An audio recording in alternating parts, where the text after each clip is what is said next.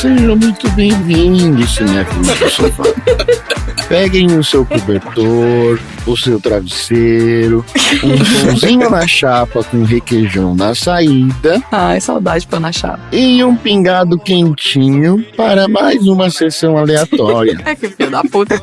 Nesse podcast a gente sorteia um filme, premia categorias improváveis do cinema e analisamos temas do qual não temos nenhuma qualificação, como os carros que tropeçam, sexo durante o tiroteio e Nicolas Cage. Sim. Ai, Nicolas Cage. Beijo, Randy, nosso editor. Marina, se você pudesse escolher um modelo exclusivamente brasileiro de carro, obviamente do vermelho, para sair rodando por aí sem limites, qual carro você escolheria? Nada mais brasileiro do que a Brasília, né? Com certeza seria uma Brasília. Aquela que tem um megafone em cima, sabe? Nossa, óbvio. Aquela Brasília do ovo. Andréia, conta pra mim, o que as pessoas falam que não é um culto, mas você tem certeza que é um culto? Questão de culto, hoje em dia que eu enxergo, são pessoas que compram air fryer. Eles têm uma confecção em convencer você a comprar air fryer e fazer você usar air fryer, entendeu? É pior do que gente que faz crossfit. Excelente. Mas assim, você tem um air fryer? Não tenho, mas minha mãe tem. Olha, eu tenho também, não reclamo não, eu até divulgo também. Eu sou um missionário da Air Fryer. Ah, então vocês espalham palavra, vocês espalham a palavra da air fryer também. Já usou sua air fryer hoje? É porque é isso, gente. Pandemia, quem não separou, engravidou, comprou uma air fryer. E é isso. Eu me dei uma Air Fryer de aniversário. Não, eu ganhei no sorteio da empresa. Olha só! É? Olha aí, o Dudu foi trazido pro culto, igual aquele experimenta essa droga aqui, ó. Experimenta essa droga aqui, ó. A minha air fryer é do norte do Brasil, é do paraense. Dudu, qual que é o ator ou atriz que mais te irrita? Aquela pessoa que você fala, nossa, essa pessoa é muito chata, ou é muito one-toned. Que mais me irrita? Nossa, eu tenho uma lista aqui, ainda bem que você não perguntou pra mim. Que mais irrita, tem um monte que irrita, mas mais... Se eu ficar pensando, tem vários também. O pior é que vocês sabem o que vai acontecer, né? O Dudu vai falar quem que é o ator que irrita, aí vai chegar a galera e vai botar no baldinho 1 milhão de filmes. Só ator que irrita, pois é. Tem essa questão também, deve ser vítima dos meus próprios amigos. Exato. Mas que me irrita, caraca, aquele Adam Sandler. Nossa, putz, tem uns filmes bons com ele, mas os que não são bons, que a maioria irrita demais. E aí vai chover filme ruim do Adam Sandler, parabéns pra nós. É, se prepara. Tom, Diga. você prefere carregar a sua bolsa na frente ou nas costas? Nas costas. Nas costas, muito bem. Eu fico me sentindo muito esquisito quando eu coloco uma mochila na frente. Muito esquisito. Vamos falar sobre isso. Então, vamos pegar um saquinho de pipoca, jogar pra cima e atirar sem parar até fazer com que todos os milhos se virem pipoca. E assim cair em todo mundo.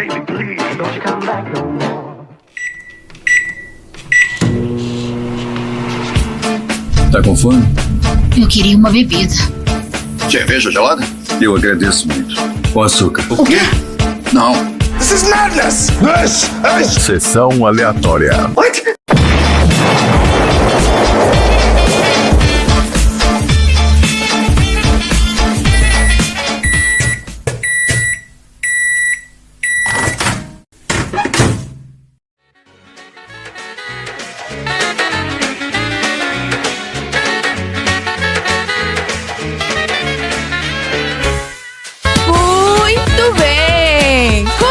Então, mais um episódio do Sessão Aleatória, o podcast mais nonsense da Baixa Podosfera. Esse é o podcast preferido dos avós frustrados que desejam salvar os netos recém-nascidos de 6 meses de serem sacrificados de cultos satânicos. Eu não sei se vocês separaram, gente, mas quem é recém-nascido tinha uns 8 meses, tá? O bicho era uma bitela. Porque aqui no Sessão Aleatória, a gente já expôs a paternidade tóxica e os cultos bizarros. Afinal, a gente já falou sobre as formas de malcriar os seus filhos no nosso episódio 51 do filme Klaus.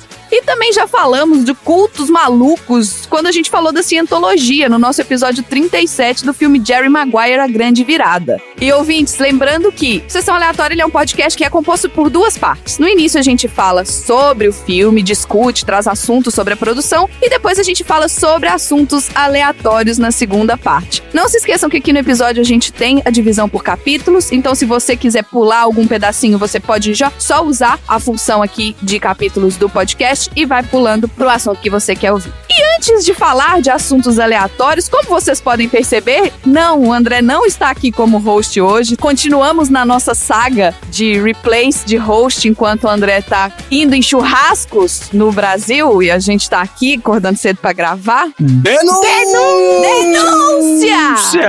Mas a presença não será sentida, até porque a gente trocou o André por uma Andréia, então vai ficar fácil agora. Olha aí!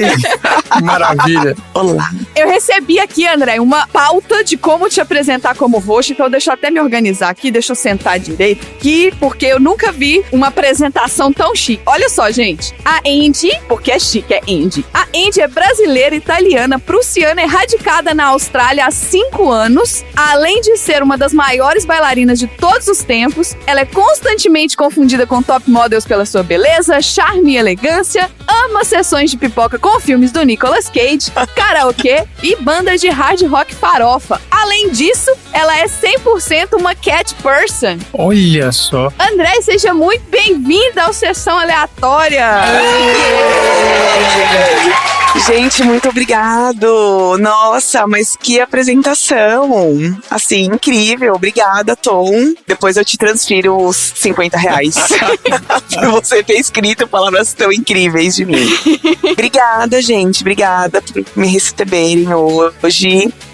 Insisti muito pra participar. Achei incrível. Nossa, assim, que demais. Isso que vocês estão fazendo. Todos os episódios são incríveis. Ouço vários, adoro, gosto muito. E falo muito de vocês pros meus amigos também. Olha aí! Então, sucesso. Estou muito feliz em estar aqui. Obrigada por acordarem tão cedo. Isso aí. Tamo junto. O André agradece, inclusive, de não precisar acordar cedo, então acho que encaixou super bem. E como convidada aqui do Sessão Aleatória, você escolheu o filme que a gente assistiu hoje na lista. Mas era uma lista de filmes meio peculiar. Conta pra gente, por que raios você colocou Fúria sobre Rodas, Drive Angry, na lista? Conta aí pros nossos ouvintes de onde que saiu essa lista maluca, o que que tinha e por quê. Então, a lista surgiu quando eu comecei a falar com o Tom sobre 2 anos atrás, quando começou a pandemia. Eu, minha irmã e alguns amigos aqui em terras australianas, a gente começou a fazer um grupo que assistia remotamente filmes, né? Porque a gente não podia ir se visitar, não podia sair de casa e tal. E a gente, com tudo que estava acontecendo no mundo, a gente escolheu filmes que de tão ruins são ótimos, né? Então, esse foi o tema por quase 2 anos aí das nossas sessões de cinema. Coincidentemente, o Nicolas Cage estava em muitos desses filmes que víamos. Então, assim, virou ídolo. Amamos, assim, se você vier falar que Nicolas Cage é um mau ator, eu vou falar, ele é mesmo, mas ele é incrível, não fala mal dele, entendeu? A gente defende. É tipo falar mal de filho. As pessoas podem falar, quer dizer, você pode falar, mas ninguém mais pode falar. Exatamente. Então, por causa dessa lista da Andréia, é uma pessoa que eu não conheço, mas já considero pacas. Eu adoro filme trash. Eu já tentei, denúncia! Eu já tentei colocar filme trash aqui e eu fui cortado. Mentira, gente. Foi cortado não, sorteio. Mas vai voltar, vai aparecer. Olha o que tá acontecendo com o mundo, cara. Tipo, eu não consigo mais voltar a ver filme. Nossa, esse filme é muito cult, é muito legal. Meu Deus, cara, eu não consigo mais. Tipo, ou vai ser algum trash ruim, ou vai ser uma linda mulher de novo, entendeu? Porque assim, não dá, cara. Pandemia, guerra, daqui a pouco a gente vai morrer todo mundo numa guerra nuclear de novo. E o que você faz com as 3h30 perdidas assistindo aquele Power of the Dog? É lindo, é incrível, mas assim... Nossa, muito chato, não dá. Eu quero explosão, eu quero roteiro que não faz sentido, eu quero os Nicolas Cage de barba tingida, eu quero coisa ruim. Entende? Esse é o meu moto. Maravilha. Gente, eu fiquei na torcida pelo pior filme do mundo, mas ele vai aparecer. Não se preocupe, André. Ai, Deus. Ele tava na sua lista. Eu vi. O The Room, né? O quarto. É isso, ele vai aparecer. Vai. Gente, o The Room. Isso é uma saga que eu vou colocar esse filme aqui. É uma promessa. É uma promessa, né, Dudu? Você já assistiu The Room também? 2 ou 3 vezes. Ah, é horrível, não é? Não é incrível? Sabe como eu descobri o The Room? Como que você descobriu? Quando você fizer, me convida de novo que eu te conto a história como que eu fui assistir o The Room, que foi uma das experiências mais incríveis que eu tive aqui na Austrália. Ótimo. Feito. Vamos marcar um sábado de manhã pra gravar The Room. Feito. Nossa, foi assim, maravilhoso. Bora fazer. E falando em Austrália, como vingança, quer dizer, como agradecimento pela escolha maravilhosa do filme que você trouxe, eu queria trazer aqui pra mesa um joguinho pra gente jogar antes da gente falar sobre o filme. E, gente, como a Andréa já falou, ela mora na Austrália. E assim, Andréa, aqui a gente tem um quadro que é o Viu Não Viu, mas eu queria jogar um jogo que é parecido com o Viu Não Viu, que é o Mata ou Não Mata. Eu fiz uma ampla pesquisa naquele que tudo sabe, o Google, que, né, gente, tá no Google, é verdade. E eu trouxe aqui pra vocês, gente, alguns fatos sobre as peculiares formas de se morrer na Austrália. E eu queria saber de você, Andréia, se você conhece alguém que já passou algum desses sufocos, Que já morreu. ou se você já viu uma dessas criaturas. Assim, porque eu sei, a gente sabe que não morreu, né? Porque senão isso ia ser um podcast de outro mundo. Mas a gente gosta aqui do perrengue, então se você tiver algum caso pra contar, melhor ainda. Gente, por que raios as pessoas vão pra Austrália? Gente, olha só. Eu queria muito. Todo mundo já ouviu falar das aranhas, vai. Que a Austrália tem um monte de aranha gigante, aranha esquisita. Mas, gente, a Austrália tem 520 espécies de aranhas e a maioria extremamente venenosa, que não vão hesitar em te morder se você invadir o território delas ou se você cutucar elas. E tem aranhas que chamam Redback, Mouse Spider, Wolf Spider, Black House Spider, Funnel Web Spider, que são as mais venenosas do universo. Do universo, né? Nem da Terra. É. Andréia, qual é a sua experiência com aranhas australianas? Então, minha experiência são quando elas invadem a minha casa.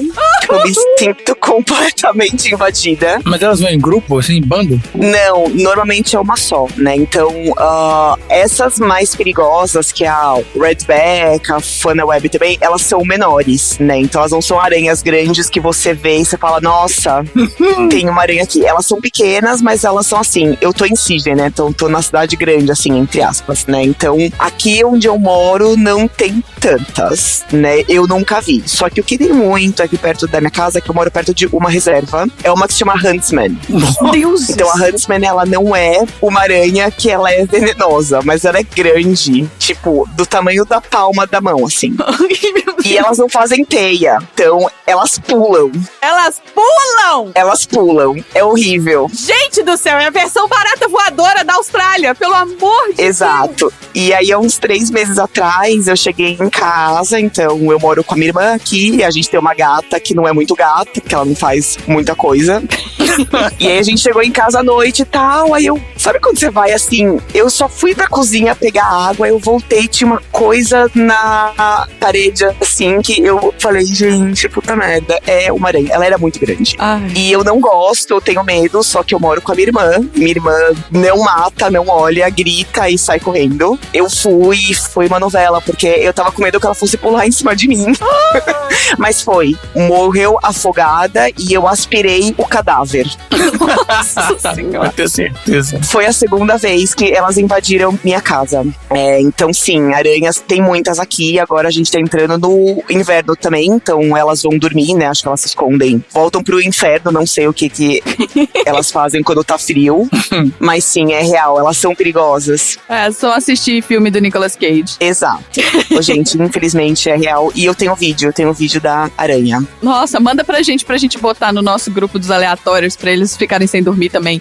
Agora, gente, não é só de aranha que vive a Austrália. A Austrália também tem os crocodilos de água salgada. São criaturas profanas que geralmente causam estrago no mar e que desafiam a lógica porque eles comem qualquer coisa. Até até outros predadores que são maiores e mais difíceis. Os machos, eles podem atingir até 4.400 libras. 4.400 libras é tipo 2 toneladas. E mais de 20 pés de comprimento. Não, obrigado. Uma dieta normal para esses répteis consiste em tubarões, ursos, tigres e rabanete em conserva artesanal. Não sei por que o Google falou que eles gostam de rabanete, mas se o Google falou, provavelmente eles gostam de rabanete.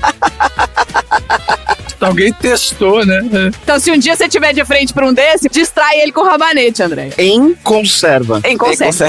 Se ele tiver in natura, não serve. Coloca ele num vidrinho, fecha e rola o vidrinho pra ele. Por que na sua descrição do crocodilo tá escrito profano? Porque a gente tá falando de Drive Angry, então assim, esse bicho, pra você ter noção, ele não tem predadores. É um bicho que tem 0 predadores. Não tem como. Não tem como predar alguma coisa de 2 toneladas.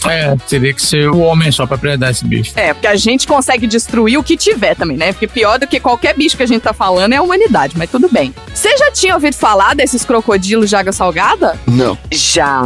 Eu fiz a minha pesquisa antes de me mudar pra cá e eu estava ciente que eles existiam. E você ainda foi? Fui porque eles estão longe, eles estão no território norte, que eu nunca fui pra lá ainda. E aí eu fico me perguntando se talvez a única coisa que mate eles então seja os tubarões. Tem um monte aqui também. E aí tubarão é fácil, eu vou na praia e vejo, ou vou na praia e tá fechado porque alguém foi atacado. Que bom.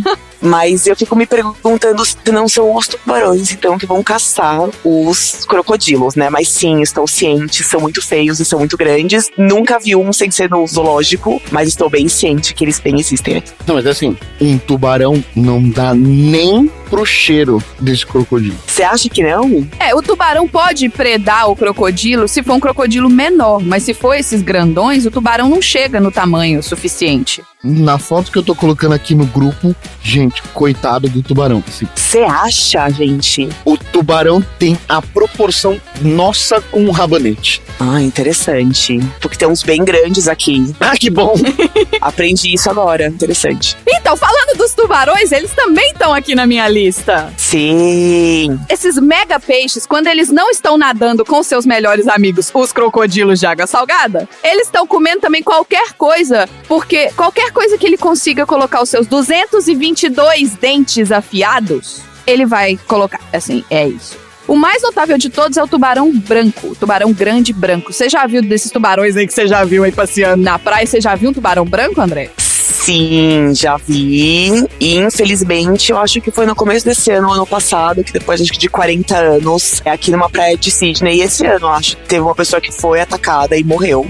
Meu Deus! Fazia 40 anos que isso não acontecia. Às vezes assim, tem alguém surfando, vai ver um tubarão, consegue fugir e aí fecha a praia. Mas, gente, pois é um lugar mágico, só que tudo quer te matar.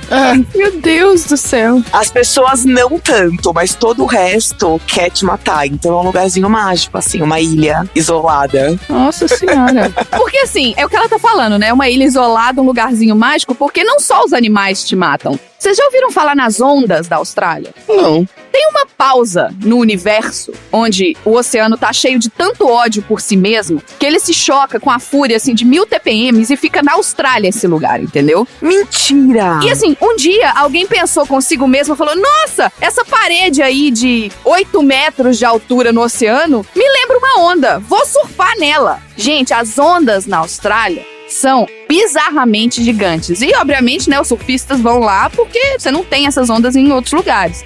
Todas as praias aí, André, elas costumam ter muita onda. Como é que é as praias australianas que você já foi? Olha, eu acho que não são em todas. A praia aqui perto de casa é uma praia bem tranquila, uma praia bem de família, assim, que não tem tanta onda. Inclusive, eu, pelo menos, não entro muito na água aqui por alguns motivos. Os principais deles são, muito gelada, tubarões e crocodilos. Eu não sei por que o gelada tá primeiro na lista do que o tubarão, mas tudo bem. Se fosse na lista da Thaís, também seria porque tá gelada. Depois tubarão. Então, mas tem aqui, perto de casa, tem umas praias mais pro norte que tem as competições de surf. Tem uma competição na outra costa, né, que é onde fica Perth, que é do outro lado do país, que é onde tem, acho que, o maior circuito. Eu nunca vi uma onda tão grande aqui, pra falar a verdade. Eu até aprendi isso agora, eu não sabia que tinha umas ondas tão grandes assim. Mas, nossa, faz sentido, assim, que tem dia que agora que tá chovendo bastante e tal, tem dia que as praias estão bem nervosas, assim, tipo, de novo, fecham praia e ninguém pode ir, ninguém pode fazer nada. Nossa senhora. Mas, nossa, impressionante. Pois é. Não sabia, aprendi agora. Agora, a gente falou dos tubarões, a gente falou, né, do crocodilo, mas, gente, vocês já ouviram falar, não sei se André, você já ouviu falar, dos caracóis de cone? Caracone? Caracóis de cone, na verdade, pensa num caracol pequenininho. Só que esse caracol, ele desenvolveu um negócio que chama um dente radular. Ele é um dente que pode ser lançado pra fora da boca como um arpão. Jesus! Meu Deus. E aí, ele atinge os pés, né? Se você andar perto dele, ele joga essa presa, esse dente no seu pé. E esse dente, ele tá envenenado, cheio de neurotoxinas. E você vai se vomitar e vai se cagar até que o veneno seja completamente filtrado pela sua corrente sanguínea. Mas, gente... É instantâneo. Você começa a passar mal, você começa a vomitar loucamente. Você não pode andar descalço na Austrália, gente. E nem de short, inclusive. Mas esse caracol de cone não é debaixo do mar, não? Do oceano? Acho que é, hein? Eu não sei. Pior ainda. Tô vendo as fotos aqui, é debaixo da água. Não tem como não estar descalço. Esse caracol, ele joga um dente, assim, esse dente com veneno te morde e você começa a passar mal na hora. Gente, não sabia. Olha, eu tô aprendendo muito hoje. Eu não sabia disso. Que assustador. Tá vendo mais um motivo pelo qual eu não entro na água aqui. Aí, ó. É, o caracone vai te pegar. Gente, que bizarro. Não sabia. Não, gente, insetos, né? Juntou aranha junto com esse caracone, tá ótimo. É, porque o que tem muito e tem na praia aqui perto é um polvo, que ele é super pequenininho, mas é o polvo de anéis azuis. Ele é minúsculo, mas ele é tipo assim, mortal. Deus. Se você chega perto dele, sei lá, eu tô na praia, perto lá das pedras, aí ele é super bonitinho. Ele é pequenininho assim, e ele tem uns anéis azuis em volta. Ele se sente ameaçado, ele vai soltar essa toxina que assim, tipo, pode te matar em minutos. Deuses. É chocante. Caraca, mano. A Austrália é pros fortes, né? Não é pra qualquer um. É pros fortes, gente. Meu Deus do céu. Então esse eu sabia e esse é real, assim. É outro motivo pelo qual no ano, talvez se eu entrar no mar 5 vezes é muito. Assim. Não quero morrer, gosto de estar viva. Agora, e as centopeias gigantes? Você já ouviu falar da centopeia gigante? Eu já ouvi falar porque acho que faz algumas semanas que saiu uma notícia que acharam uma de 1000 pezinhos. E foi aqui, acho. Até então eles tinham achado uma grande, mas acharam essa maior. Ah, que maravilha. Não é uma centopeia, então é uma milopeia. Milopeia, isso, milopeia. Olha, gente, essa centopeia, ela tem impressionantes 15 centímetros de puro terror, tá? Esse inseto de Satanás, ele é naturalmente equipado com um par de garras venenosas que picam as vítimas. Porque, assim, ter dezenas de pernas correndo sem nenhuma direção já não é aterrorizante o suficiente, entendeu? E se um dia eles desenvolverem asas, é o seguinte, assim, acho que as pessoas deviam sair da Austrália, sabe? Então, assim, se eles evoluírem pra ter asa, eu acho melhor que não tenha mais pessoas na Austrália enquanto esses bichos estiverem lá. E você fica falando desse monte de bicho aí, não sei o que, e já tem foto no Google com os caras com o bicho no colo, no braço. Mas aí é que tá, a gente tá falando da gente mexendo com esses bichos. Os australianos, pra eles, é tipo cachorro e gato, entendeu? Eles estão acostumados. É, tipo isso. Gente, e o mais engraçado é que eles não matam aranha aqui, né? Então toda vez que eu falo que entrou aranha em casa, tal, eles, não, mas por que você não pegou e colocou pra fora? Eu falei, oi? Eles pegam com a mão e colocam pra fora, tipo, não, só coloca ela lá no matinho de volta. Eu falo, tá bom, não vou, obrigada. Entrou aqui em casa, vai morrer afogada e eu vou aspirar o cadáver depois. Que é minha casa e não a sua. E tem o lance da barata também, né, Indy? Tem muitas baratas, gente, tem muita barata, tem barata em todo lugar. A barata deve ser gigante lá também, ela só não deve ser mortal. Espero que não, né? Pelo menos uma coisa pode não te matar, né? Que seja barata e koalas. Que o resto... Maravilha!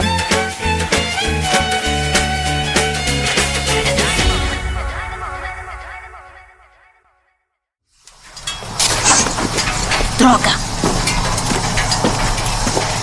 Não é nada demais. Eu sei consertar se quiser. Tudo bem. Obrigada. Se me der uma carona. Eu tô indo só até Blackfoot Falls. A carona acaba lá. Eu agradeço muito. Obrigada. Só pra ficar sabendo, eu não sou de dar carona. E eu não sou de pedir.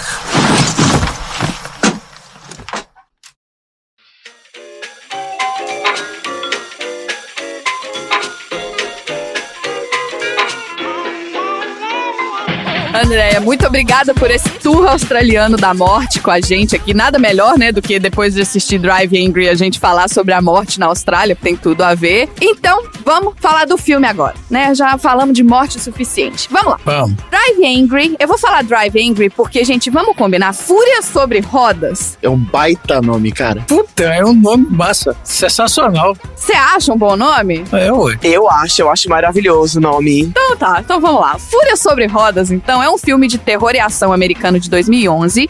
Ele é dirigido por Patrick Lussier e co-escrito por Todd Farmer. Ele é estrelado por Nicolas Cage, Amber Heard, William Fichtner, Billy Burke, Charlotte Hawkes, Kate Mixton e Tom Atkins. Falando um pouquinho sobre o diretor, o Patrick Lussier, ele nasceu em 64 e ele é um cineasta e editor canadense-americano e é conhecido por suas inúmeras contribuições com o diretor Wes Craven e suas colegas roteiristas Laeta Kalogridis e Todd Farmer. Mas ele é muito conhecido no gênero de terror. E algumas curiosidades da carreira dele, ó. Em 1996, ele editou o filme para televisão do Doctor Who. Esse filme acabou impressionando o produtor Philip David Seagal pela qualidade do trabalho, principalmente porque ele quase não teve tempo para fazer. Foi um trabalho feito muito às pressas e ficou muito bem feito. Ele também dirigiu o remake de My Bloody Valentine e em 2019 ele assinou o contrato para escrever e dirigir Halloween 3, a sequência do reboot do Rob Zombie em 2017 da franquia Halloween. E ele chegou a assinar, mas o filme foi cancelado, então ele não chegou a fazer. Depois ele dirigiu, né, Fúria sobre Rodas, e ele, junto com a Laeta Kalogridis, são membros fundadores e consultores criativos da Skydance Media. Eles escreveram e coproduziram os filmes da longa série Terminator Genesis, lançados em 2015, e atuou como consultor para o Missão Impossível Rogue Nation. Assim, o currículo dele é meio esquisito, ele fez um monte de coisa, mas ao mesmo tempo ele não fez nada, sabe? Ele fez uns filmes grandes, mas são uma merda, entendeu? Então assim... E falando um pouquinho do elenco, eu queria dedicar esse pedaço ao Randy, nosso editor, que é fã do Nicolas Cage.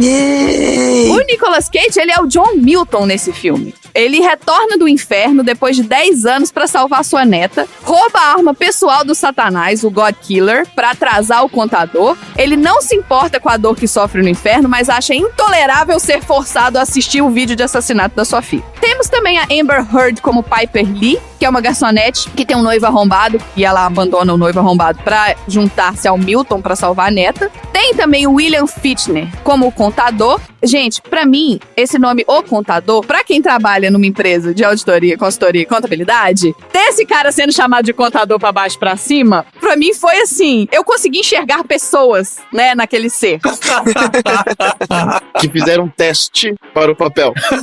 Ele é o assistente ligeiramente arrogante do Satanás e ele foi designado pra devolver o Milton ao inferno. Ou seja, os contadores é isso, eles levam a gente pro inferno, né? Beijo, Ana Paula. É verdade. É, mas ela é contadora e ela faz moda também, então ela equilibra. Beijo, Ana Paula. Tem também o Billy Burke como Jonah King, que é um satanista implacável que acredita que sacrificar a neta do Milton vai trazer de volta o inferno à Terra. E que ele, com isso, vai ser imortal. Assim, porque, né, cultos, gente maluca falando coisa que não faz sentido. Então, pra falar desses atores aqui, a gente tá falando, né, o que eles fizeram nesse filme, mas o que a gente não viu? Rani, solta a vinheta. Você viu ou não viu? Para o delight do nosso quinto Beatle, o Randy, que diz que o Nicolas Cage não tem nenhum filme ruim, ele fala isso, André, o nosso editor aqui, ele já falou várias vezes. Não que esse filme que a gente assistiu hoje já não seja uma prova de que, né, não faz muito sentido isso que ele falou, mas tudo bem. O Nicolas Cage, ele já teve aqui no Sessão Aleatória antes. O filme Cidade dos Anjos, que a gente já assistiu aqui, que foi enviado pela nossa aleatória número 8, a Letícia, vulgo minha mãe, porque, né, aqui a gente privilegia a família. Esse filme passou por esse podcast, ele trouxe todo o sucesso que os nomes Nicolas Cage e Meg Ryan juntos podem carregar. Mas vocês viram o Nicolas Cage no Pegue Seu Passado à Espera, de 86? Sim. Não. Nossa, não. Ele tá bem novinho, adolescente. A sinopse é a seguinte: a Peggy Sue desmaia em uma reunião colegial. Quando acorda, ela se encontra em seu próprio passado pouco antes de terminar a escola. É horrível. É um dorama. Claramente. Maravilhoso. Preciso colocar aqui na minha lista pra ver. Deve ser incrível, deve ser horrível e lindo e maravilhoso. Tá vendo? E tem também o Lua de Mel A3, de 92. Vocês assistiram? Não, isso eu não vi, não. A sinopse do IMDb do Lua de Mel A3 é: Jack perde $65 mil no pôquer em Las Vegas, onde vai se casar com Betsy. O casamento terá que esperar, pois o vencedor do pôquer quer o fim de semana com a Betsy pra cancelar a dívida. E ela aceita. Com quem ela vai se casar? Nossa, gente. Gente. Isso não deu, não. E também com o Nicolas Cage tem o Beijo da Morte, de 1995. Ah, o Beijo da Morte. É o que ele é vampiro? Não, olha, ele é um condenado reformado que se disfarça com a ajuda de um detetive furioso para prender um mafioso psicótico. Nossa, não dá. Outro sucesso. Surreal. Agora, a Amber Heard, ela já tá ganhando um cachê massa hoje em dia, porque ela se juntou ao universo estendido da DC pra interpretar a Rainha Atlante Mera nos filmes de super-heróis A Liga da Justiça, no Aquaman e na Liga da Justiça de Zack Snyder. Então a Piper tá nesses filmes da DC, só que ela também tá no Alpha Dog, de 2006. Alguém assistiu? Não vi. Isso não me é estranho, esse nome. Ó, Johnny e alguns amigos sequestram o irmão de 15 anos de Jake e designa seu amigo Frank para ser o cuidador de Zack. Bota um monte de nome aqui que, tipo, tá.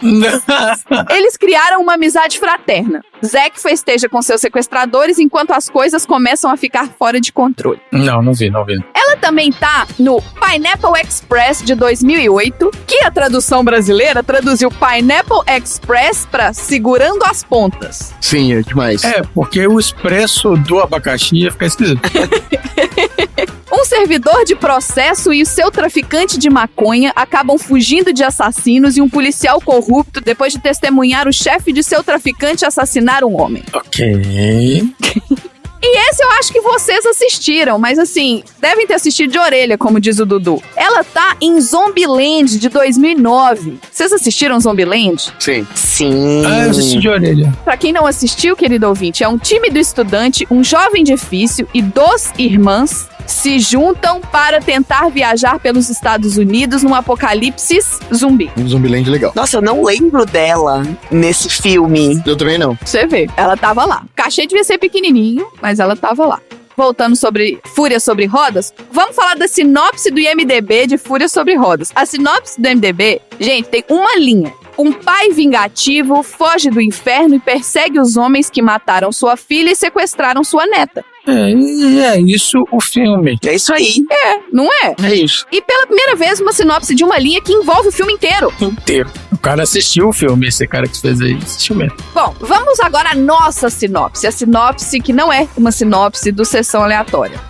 Em Fúria sobre Rodas, John Milton escapa do inferno e rouba a arma de Satanás, a God Killer, pra matar o Jonah King. Ele é um líder de um culto que matou a sua filha e matou o marido da filha e planeja sacrificar a neta, acreditando que isso desencadeará um inferno na Terra. O Milton descobre onde o ritual vai acontecer e no caminho ele conhece Piper, uma garçonete, no momento em que ela encontra seu namorado Frank atraindo. O namorado agride ela, deixa ela inconsciente, o Milton ouve toda aquela comoção e vem ajudar. Milton, no final, rouba o carro do Frank junto com a Piper e, nesse meio tempo, tem um agente bizarro sobrenatural do Satanás, o Contador. Ele chega à Terra com a missão de recuperar Milton e a arma que o Milton tá com ele. O Milton e a Piper, eles encontram um amigo de Milton, o Webster, que dá pra eles um Chevrolet Chevelle 71 vermelho. Eu queria só enfatizar isso, tá, gente? Que os carros vermelhos são os melhores carros. E a Piper descobre que o Milton, ele é um morto-vivo e que teve que abandonar a filha pra protegê-la dos seus ex-companheiros. Isso permitiu com que o King manipulasse ela pra que ela se juntasse ao culto dele. No final das contas, o Contador captura a Piper, força o Milton a desistir da God Killer antes que ele possa enfrentar o King, mas ele permite que o Milton tente salvar a neta, porque ele fala que o Satanás despreza o sacrifício de vidas inocentes em seu nome. Enquanto o Milton massacra os homens do King antes que eles possam sacrificar a criança, a Piper escapa do Contador com a God Killer. O King eventualmente leva vantagem sobre o Milton e a Piper dispara a God Killer nele, mas erra e acaba se nocauteando, porque, gente, você não sabe usar armas? Não use armas. Dica número 2 aqui dessa sinopse. Ninguém consegue matar a criança, né? Porque fica todo mundo com dó, afinal, uma criança você não deve matar as crianças. No final das contas, o Contador, ele recupera o bebê e permite que o Milton se despeça do bebê, e o Milton entrega o bebê pra Piper, que promete cuidar dela. Nesse momento, o Milton morre, entre aspas, porque depois que a Piper e o Webster saem com o bebê, ele não morreu, inclusive ele tá bebendo sei lá o que no resto do crânio do satanista bizarro. Não é cerveja? Não é uísque. É whisky? Tem uma hora que ele coloca mais um pouquinho. Ah, é whisky, ok. Então. E aí ele volta, dá a mão pro contador, volta pro inferno, mas falou que só vai ficar lá se ele não for muito maltratado. E é isso o filme. Filmaço. Que filme. O legal é que a proposta, né, é terror, mas é terrir. Cada cena é uma novidade, inacreditável, que você vai morrer de rir porque é surreal. Muito bom. O que você achou do filme, Tom? Eu achei o filme muito rápido, eu me perdi. Eu falei, gente, o que tá acontecendo? Os cortes são muito esquisitos, é por isso. Logo na primeira cena, eu falei, gente, por que tudo isso? E deu um tiro na perna do monstro, aí depois ele falou, nossa, pra quê? É um filme de urgência, é um road movie de urgência, né? Que eles têm que encontrar o bebê, mas dá tempo de fazer sexo no caminho. Ah, por quê, né?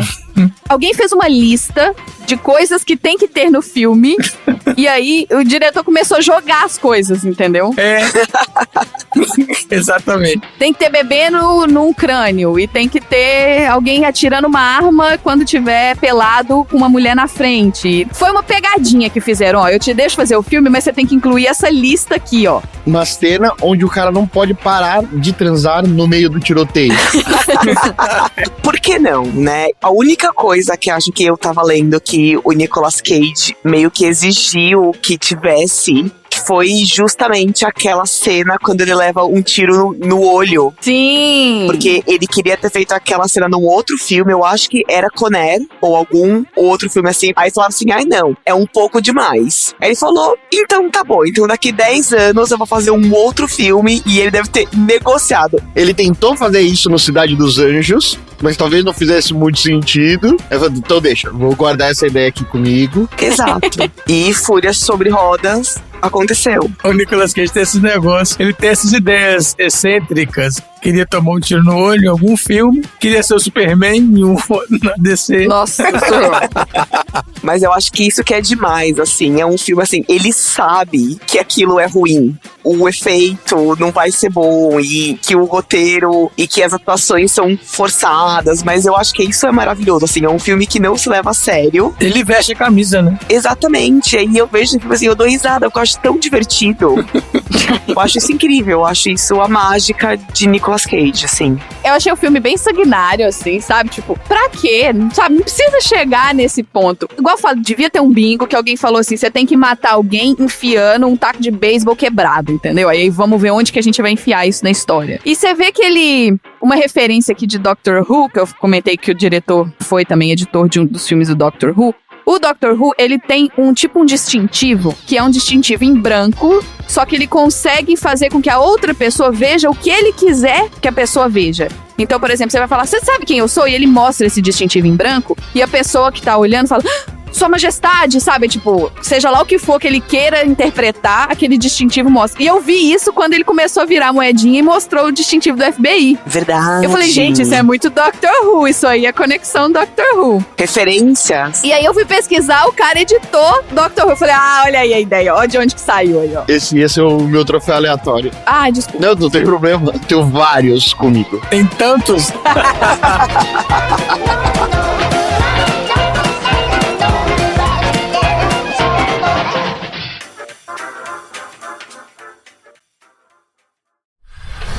Ele não era do grupo que matou sua filha, Ele é outro tipo de gente. Tem alguém que não queira matar você? Não. Que porcaria de arma é essa? É específica para pessoas como ele. Eu preciso recarregar. Você dirige. Que droga.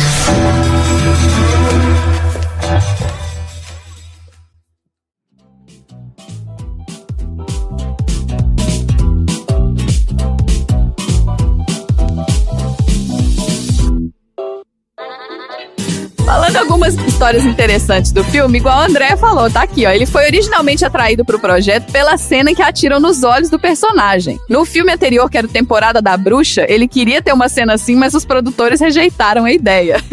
Exatamente, foi isso mesmo. Esse filme ele foi rodado em 3D. Os efeitos especiais foram criados por Gary Turncliffe. Eu achei que você ia falar 3 dias. O que pode ter acontecido também, né? exato. Provavelmente também. Não duvido, não. Isso também foi uma razão pela qual Cage escolheu participar desse filme, porque era nova tecnologia 3D. Uau!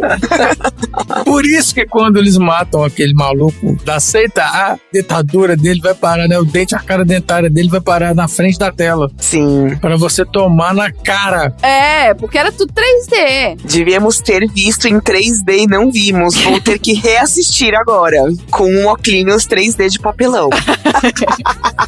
Ó, os 3 carros que o Nicolas Cage dirige no filme são um Buick Rivera de 64, um Dodge Charger de 69 e o Chevrolet Chevelle de 71. O roteirista e também diretor, o Patrick Lussier, disse que o Buick Riviera, que foi usado no início e no final do filme, era o carro que eles mais gostariam de ter usado, porque era o mais bonito de todos. Só que eles pegaram, né, um carro antigo, então ele não estava em condição de fazer todas as perseguições, entendeu?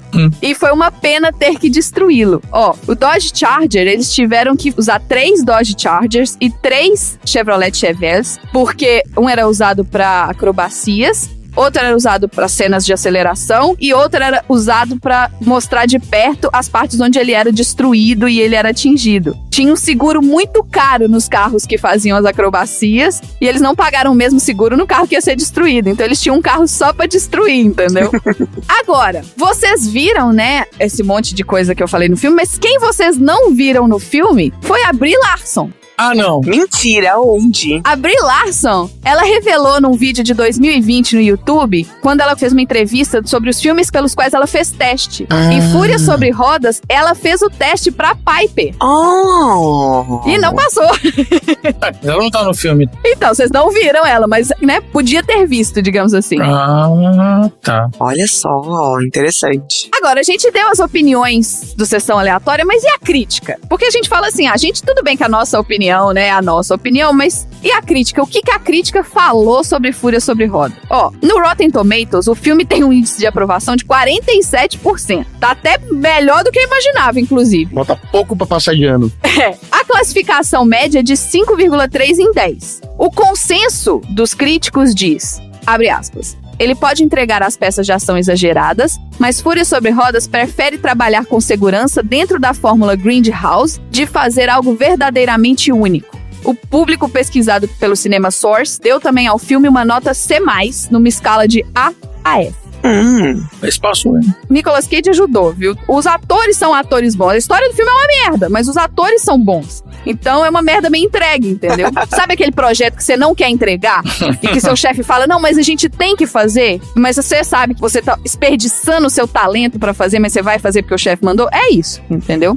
O Mark Jenkins, do Washington Post, ele escreveu o seguinte... Mesmo em sua forma mais lúgubre, o filme é um pouco maçante. E só fica menos atraente à medida que a história por trás se completa. Porque você acha que a história é muito mais mirabolante do que ela realmente é. Então, na hora que você vê que a história era só isso, você fica meio decepcionado. É um exercício de vulgaridade deliberada, um excesso grosseiro e uma pornografia de violência desnecessárias, e também não esquecendo a pornografia de variedades. Mas, no final das contas, você recebe o valor do seu dinheiro. Tá ali, exatamente. É aquilo ali mesmo, a proposta dele é essa mesmo. Agora, vocês acham que esse filme deu lucro, deu prejuízo, ficou elas por elas? Não tem como não dar lucro esse filme. Você não gastou muito nesse filme. Eu acho que ele ficou empatado ali, tipo, o que foi gasto em produção foi o que eles tiveram de bilheteria de volta, acho. Pois é, olha só. O budget pra esse filme, ele ia de 45 a 50 milhões de dólares. Jesus! Só que ele, em bilheteria, ele só fez 41 milhões de dólares. Então ele não chegou nem a se pagar. E desses 41, 6 milhões foi só o cachê do Nicolas Cage. Sim, claro. Ah, eu achei que dos 40, se por isso ia ser mais, até uns 15. Então, mas eu acho que foi caro também por causa dos efeitos especiais na época que o 3D era uma novidade, então não devia ser barato fazer. Não devia ser barato filmar em 3D, porque devia ser um equipamento diferenciado, e não tinha tanta gente assim que conseguia fazer 3D, então assim, era uma mão de obra mais especializada, ou seja, acabava sendo mais caro e tudo mais. Qual que é a data? 2011. 2011. Nossa, mas o 3D é só de uma década atrás? O hype do 3D era isso aí, onde tudo era era 3D? Não, Não foi antes? eu assisti um filme do Fred Krueger em 3D. Era horrível. Tem dois tipos de tecnologia 3D. Tem aquele que o óculos é tipo um óculos escuro É. e tem aquele que o óculos é um lado vermelho e um lado azul. Eu tô falando do óculos escuro, onde o filme ele é filmado em 3D. Isso. Tipo Avatar. Ah, tá. Não é aquela coisa que tem algumas cenas em 3D. Foi quando a tecnologia realmente começou. Foi exatamente tipo Avatar. Foi quando começou o filme ser uma imersão. Entendi. É isso aí. Ele ser nativamente 3D. E não parecendo o revistinha da Turma da Mônica. Eu pensei nisso também, sabia? Mas eu achei que ninguém fosse pegar essa referência. Claro que eu ia pegar. Então vamos pro troféu aleatório? Bora. Vamos. Vamos.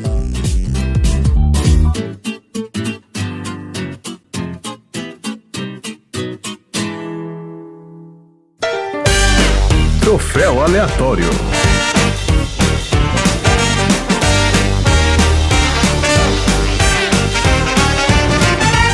Dudu, conta pra mim, o que é o equivalente a ganhar o troféu aleatório? O equivalente a ganhar um troféu aleatório é você conseguir voltar das profundezas do inferno para salvar a vida de um ente querido. Olha aí, Não é?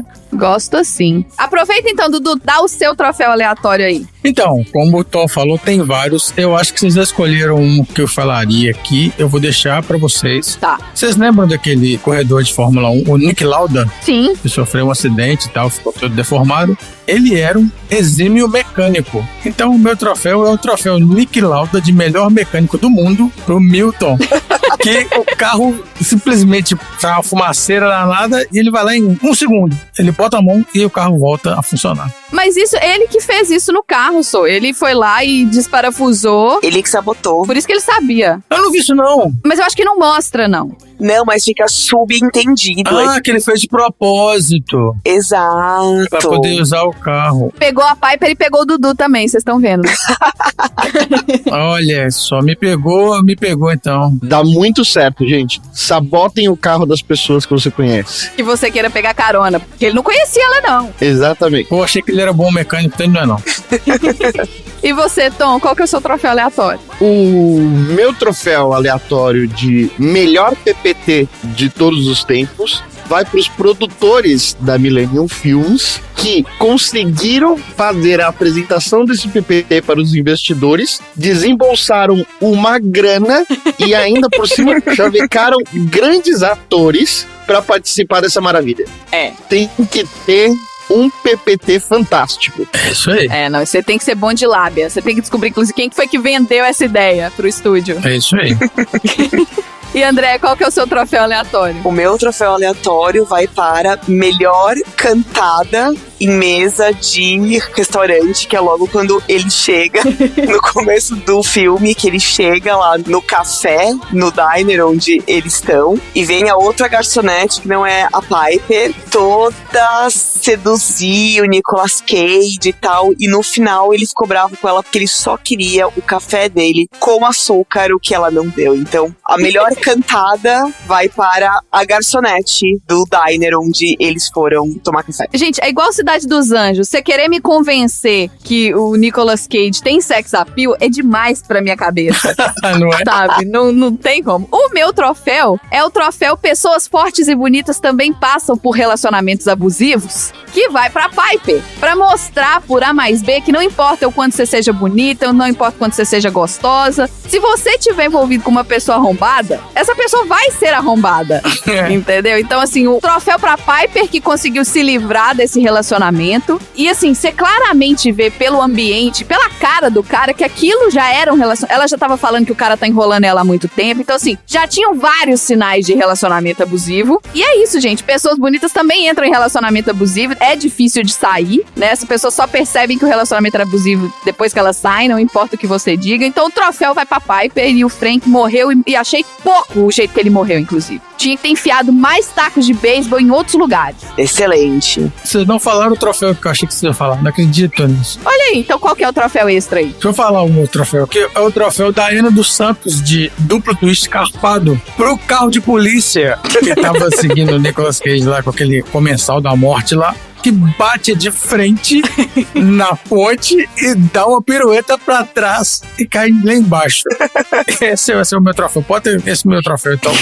O Daiane dos Santos pro carro de polícia que deu uma pirueta pra trás, batendo de frente. Ai, maravilha. E antes da gente ir pros assuntos aleatórios, Andréia, você acaba de se tornar a nossa aleatória número 21.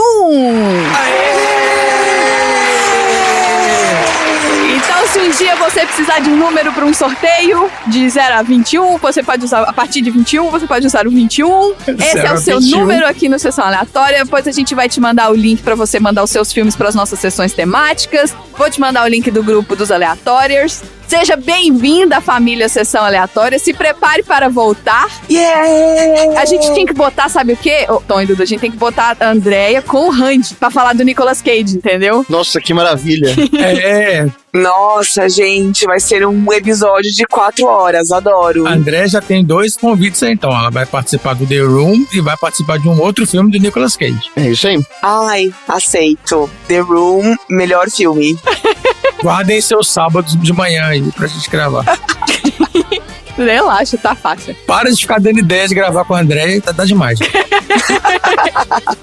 Então, os nossos troféus aleatórios, quem vai entregar os nossos troféus aleatórios? Eu acho que deveria ser Lá vem. os crocodilos de água salgada, que eu ainda tô de cara. Eles vão chegar, abrir a boca assim, aí a pessoa vai fazer, ele vai falar, brincadeirinha, troféu aleatório. É um misto de prazer e alegria, entendeu? Então, bora pros assuntos aleatórios, vai.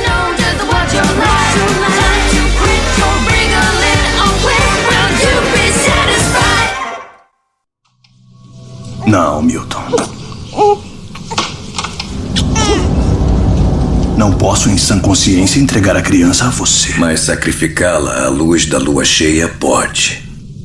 Essa criança é incrivelmente abençoada. Olhe em volta. O mundo está em chamas.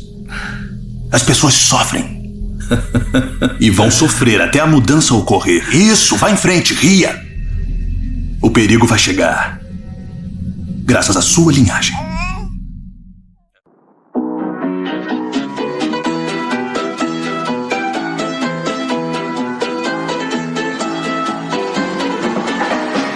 Tom, vamos lá. Qual que é o assunto que você trouxe pra gente conversar aqui hoje, nesse sábado de manhã / sábado à noite? Maravilhoso. Estamos em 2 tempos ao mesmo tempo. Daí, De Volta pro Futuro. A gente, tá vendo? A gente devia ter chamado a Andréia pra gravar De Volta pro Futuro, porque ela tá no futuro. Exatamente. Estou no futuro. É verdade. Vamos mudar o programa pra sábado de manhã, então, e aí fica assim mesmo. A gente tira o André, que não vai acordar mesmo, bota André, ninguém vai perceber a diferença. É verdade.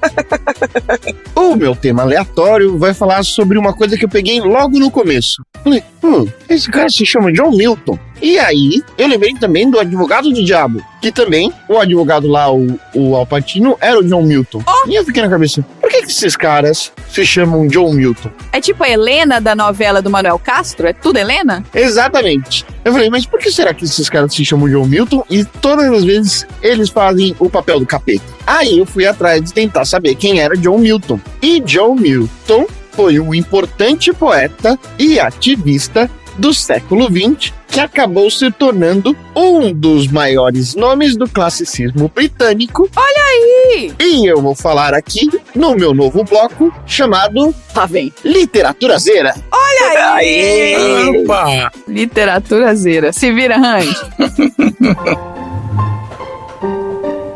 Dá licença, onde é que fica a sessão de literatura? Nossa, eu só queria saber onde é que ficava a sessão de literaturazeira. Ao longo de sua vida, John Milton desempenhou várias funções diferentes. O cara, ele era, no século XVII, um poeta, um professor e um secretário do governo inglês. Além disso, o John Milton era considerado como se fosse um grande intelectual e polemista da sua época. Ele foi responsável por assinar diversas obras. Ele era um dos principais nomes daquela época e, como resultado da sua vivência, acabou publicando o livro de poesias chamado Paraíso Perdido, que que além de ser considerado a sua obra-prima, é também um dos poemas épicos de maior relevância na literatura universal. Nossa Senhora! Pois é, e a gente vai falar um pouquinho mais depois sobre este livro. Mas antes, vamos falar um pouquinho mais sobre a vida e a carreira do John Milton. O Miltaço nasceu em Londres em 9 de dezembro de 68 e o seu pai era um banqueiro e compositor muito rico. Por isso, o Milton se familiarizou com a escrita logo nos seus primeiros momentos de vida. Peraí. Em 68? Eu falei 68? Falou. Não, 1600 não, então vamos de novo. Milton nasceu em Londres em 9 de dezembro de 1608. Ah, bom, porque você falou 68 e eu tô vendo aqui essas fotos, as fotos do cara é tudo desenho. Esse engomadinho aqui com essas frufru no pescoço e quadro e pintura, eu tô, gente. Tem uma foto muito boa dele que ele tá com o cabelo alisado. Ele passou chapinha no cabelo. Nossa, tem uns desenhos também que a pessoa que desenhou, ele não devia gostar dele, não. O seu pai era banqueiro e compositor. E por isso, o Milton se familiarizou com a escrita logo nos estágios iniciais da sua vida e sempre teve acesso a excelentes escolas. Por exemplo, ele começou estudando na St. Paul School, um tradicional colégio londrino para garotos, e lá ele estudou dos 12 aos 17 anos de idade. Ou seja, ele fez o ensino fundamental dele em 7 anos. Em seguida, no ano de 1625, ele ingressou no Christ's College, uma das principais instituições da Universidade de Cambridge. Olha aí. Oh, uau. Lá, ele teve contato com o puritanismo, isso é uma informação importante, e permaneceu lá até 1632. Por isso, quando ele já tinha 24 anos, ele já tinha o título de formação na universidade e já era mestre em artes, igual a Marina. Olha aí. Cedinho ele já tinha 1000 títulos. Ah, tá. A avó dele também deve ter levado ele na escola. Embora os seus planos envolvessem seguir com a vocação religiosa, o Milton se deu conta de que sua natureza questionadora não ia se dar muito bem nesse espaço. E aí, ele acabou mudando de ideia e seguindo para a carreira de escritor. Ele era leitor de grandes autores como Dante Alighieri, Petrarca e Tasso. Olha, beijo, pai. Meu pai chama Tasso. Beijo, seu pai. E assim, ele acabou evoluindo no quesito literário. Além disso, ele possuía uma grande afinidade com a matemática, com a música e com a criação de poesias. Dessa forma, ele acabou se tornando professor em 44, publicando um tratado sugerindo mudança nas universidades inglesas. Ó, gente, professor em 44 é professor em 1644, tá? Só pra vocês saberem. É isso aí. Não é esses dias, não. Agora vamos para 1646, que foi quando o pai do Miltaço faleceu e deixou para ele uma grande bolada. Olha aí. O homem era banqueiro. É, porque assim, gente, vamos combinar que nos anos 1600, pra você se dedicar à leitura, poesia, escola pra poder... Estudar nas melhores escolas. Você é de uma família abastada. Herdeiro, 100%. Porque eu mereci. Ao passo que a situação do autor melhorou bastante em quesitos de grana, ele parou de lecionar então e passou a se dedicar puramente à escrita e ao engajamento político. Inclusive, eu vou falar aqui sobre a parte da sua carreira literária que foi dividida em 3 fases mais importantes. A primeira fase, que foi até 1640, onde, logo depois de ele se formar na Christ's College, ele escreveu seus primeiros poemas e sonetos em latim, italiano e inglês. Nessa parte, ele resultou em obras como O Alegre e O Contemplativo. Além disso, o Milton também se aventurou no ramo do teatro, onde escreveu a peça Comus, um disfarce. Depois, tem a segunda fase dele, que vai de 1641 a 1660, onde o John Milton observava bastante o posicionamento de Oliver Cromwell e a revolução puritana que ele liderava. Esse período foi marcado pelo engajamento do Milton pelos direitos do puritano e pela liberdade civil. Isso é muito importante, cara. Isso é muito importante pela informação que eu vou dar no final sobre quem é, no Brasil, um dos maiores admiradores desse cara. Ok. Lá vem. Então, como era de se esperar, o ativismo do John Milton acabava refletindo na sua obra. Dessa forma, ele escreveu o livro chamado Sobre a Reforma da Disciplina Eclesiástica na Inglaterra e também o livro Doutrina e Disciplina do Divórcio. Vai pegando os contornos conservadores desse brother. Família tradicional brasileira, Um pouco depois, influenciado pelo movimento do Oliver Cromwell, o John Milton passou a defender de forma ainda mais ávida o puritanismo britânico e a República. Ele chegou a gerenciar um tal Mercúrios Políticos, que parece uma magia do Harry Potter. Mercúrios Políticos! Assim, após nomeado ditador da República Inglesa, o Oliver Cromwell, brother do John Milton, acabou designando ele como um de seus secretários. No entanto, com a restauração da monarquia durante esse período, o Milton acabou sendo preso junto com os aliados de Cromwell. E aí chegamos na terceira fase, que vai de 1661 até 1670.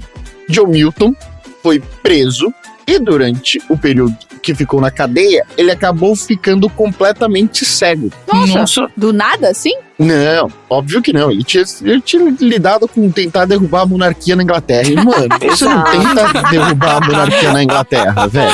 Não sai impune, né? Você não tenta. Tem muita coisa errada no meio daquele chazinho de tarde. Entendi.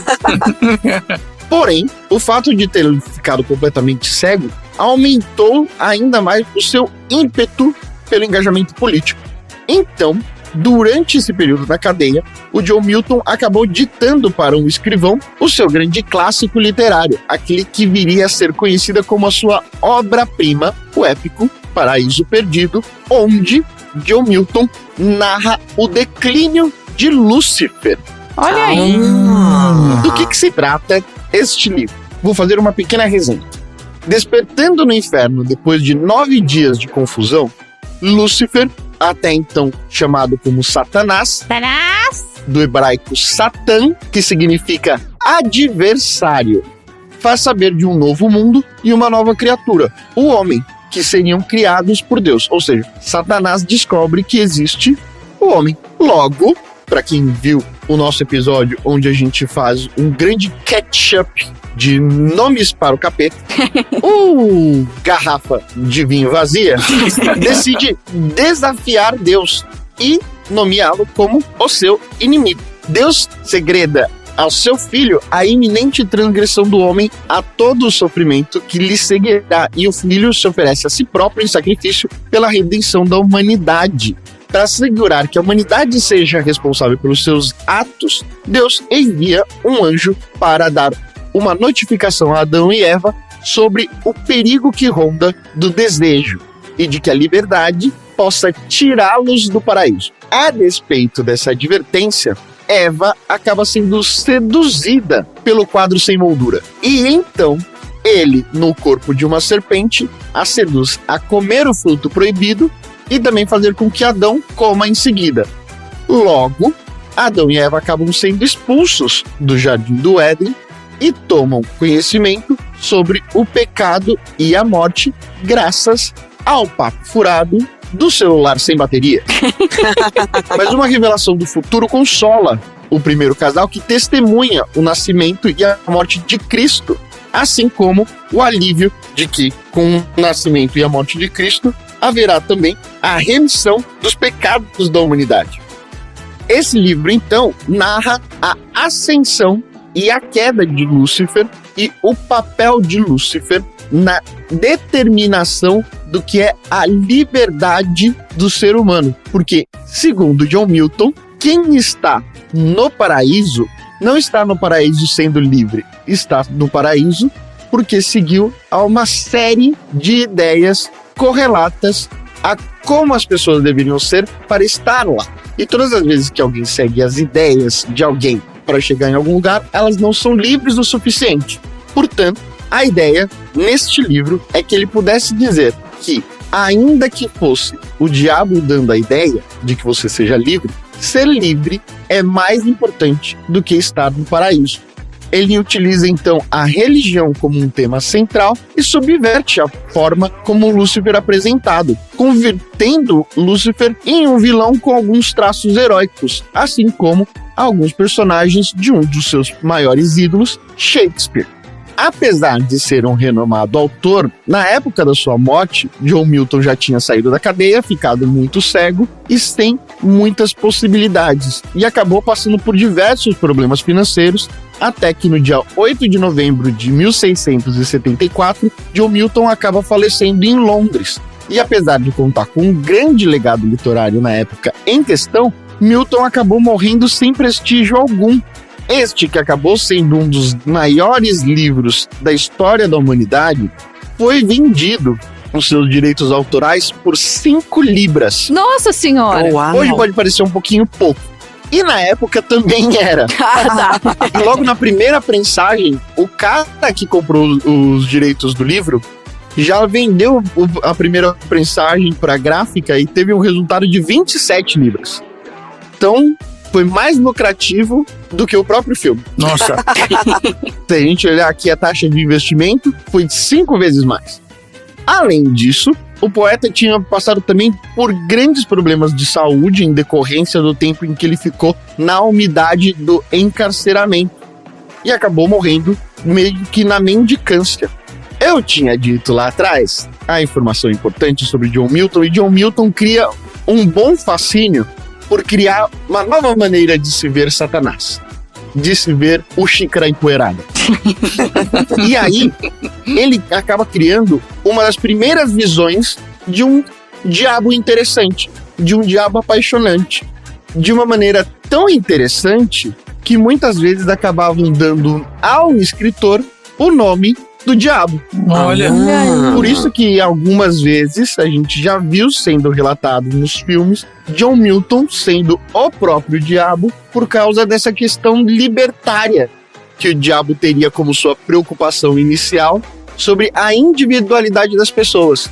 E aí acabou criando contornos de chamá-lo o próprio diabo como nome de seu autor. Acho que essa foi uma das coisas mais interessantes. Falei, poxa, olha que legal. É um título da hora. Muito interessante. Mas queria dizer que essa ideia do John Milton sobre a liberdade ser mais importante do que o paraíso, e essa ideia vilanesca de que o mais importante é você fazer aquilo que der na telha do que necessariamente fazer o que é o melhor a ser feito, a melhor ação em vista do equilíbrio da sociedade, é uma das principais ideias do liberalismo que deu origem ao neoliberal. Ao PSL, ao MBL. Inclusive, um dos maiores resenhistas de John Milton no Brasil é o nosso querido Rodrigo Constantino, Nossa, puta que pariu. que, tomado pela sua admiração dessas ideias, acabou fazendo diversos ensaios sobre ele, exaltando a liberdade individual sobre o equilíbrio e a harmonia social. Mas lembrando que para cada ideia que John Milton tinha na cabeça, você precisava sempre se lembrar de que essa ideia só era possível e viável na cabeça do filho de um banqueiro. Gente, eu tenho zero empatia com herdeiros, tá? Zero. E é isso meu tema. Vou linkar com Doctor Who de novo, porque eu sou dessas. Tem um seriado, que é o... Não sei se vocês já assistiram, ele tá na Amazon Prime, que é o Good Omens. Eu vi a primeira temporada. Maravilhoso. Esse seriado é maravilhoso e ele é com o meu amado querido David Tennant, que foi o Doctor Who. Essa série, ela tá sendo dirigida pelo Neil Gaiman. Então, assim, tá fantástica. Fala sobre o nascimento de Satanás, Lúcifer, a xícara do Tom aí. Do anticristo. É isso, o nascimento do anticristo. Então, assim, tem o anjo bom, o anjo do mal. É muito bom. É uma série super envolvente. É British. Tem toda uma ambientação diferente, né, do que a gente tá acostumado com essas séries, assim, de ficar vendo essa coisa muito americanizada das coisas. Eu gosto muito dessas séries britânicas. E, assim, o David Tennant é o David Tennant, né? Depois que ele fez o Doctor Who, pra mim, ele é o eterno Doctor Who. Então assistam, minha recomendação aí, Good Omens no Amazon Prime. Beleza, Tom, maravilhoso seu assunto aleatório, aprendemos muito, né, continuamos entendendo de onde vêm os arrombados do Brasil do dia a dia, né, do nosso mundo, então vamos pro próximo assunto aleatório.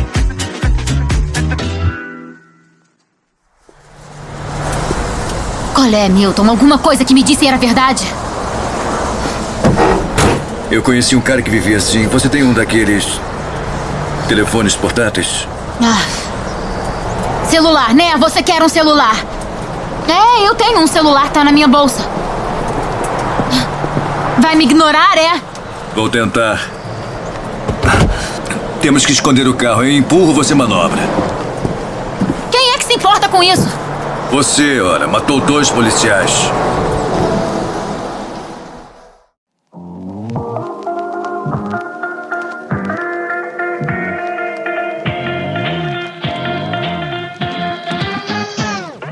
Dudu, o que você trouxe aí pra gente hoje? O meu assunto aleatório não está relacionado ao filme, mas é uma homenagem à nossa convidada. Olha aí! Eu também vou falar de animaizinhos e vou falar de animaizinhos australianos com nomes esquisitos. Não necessariamente mortais, então. Não quebrei seu tema, não, Não, né? são mortais, parece que não são mortais, então não. tá. Mas são 2 animaizinhos que eu trouxe aqui. Beleza. Professor Dudu ensina o mundo animal. Olha só, eu trouxe o Bilby grande. Bilby grande. O Bilby grande é o Macrotis lagotis, muitas vezes referido simplesmente como Bilby. Meu Deus, ele é pequenininho, um ratinho. Ai, meu Deus. Não, esse é o grande porque o tem que olhar Bilby o Bilby pequeno... Isso, o Bilby pequeno, o Macrotis leucura, foi extinto na década de 50. Ah, tá. É uma espécie australiana de marsupial onívoro noturno da ordem Peramelemorphia e ele vive nas partes áridas do noroeste e centro da Austrália. Seu alcance e população estão em declínio. Você conhece o Bilbo, Andréia? Não, Bilbo não, Bilby! né? Nossa, O Bilbo! bolseiro é Você aí viu Senhor dos perto. Anéis? O Bilby! É aí perto, é na Nova Zelândia. Eu vou trocar Sou uma balsa. Não conheço o Bilby, que gracinha. Ele Já tem vimos que nós vamos orelhinhas. trocar o nome várias vezes, tal, de Bilby por Bilby. Tem uma animação sobre ele. Tem. Ai, que coisa mais linda. Olha só, o macho tem aproximadamente o mesmo tamanho de um coelho. Então, eu tô vendo aqui um monte de coisa de Feliz Páscoa usando esse Bilby O grande, Bilby. provavelmente. Olha aí, ó. Porque ele tem orelhinhas grandes. Será que ele é o coelho da Páscoa australiano? Então, quem tem que responder é a Andréia. E aí? Vou conseguir responder na semana que vem, mas... Tá.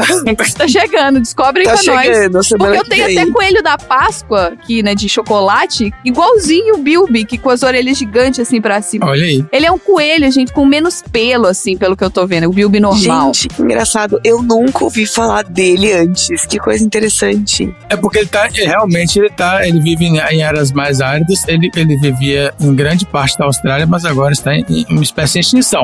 E olha só, o macho tem tamanho de um coelho e a fêmea é um pouco menor. Os Bilbys têm um excelente olfato e audição aguçada. Sua pelagem é cinza azulada com manchas de bronzeado e é muito macia. A cauda é preta e branca com uma crista distinta. É tipo um Pokémon.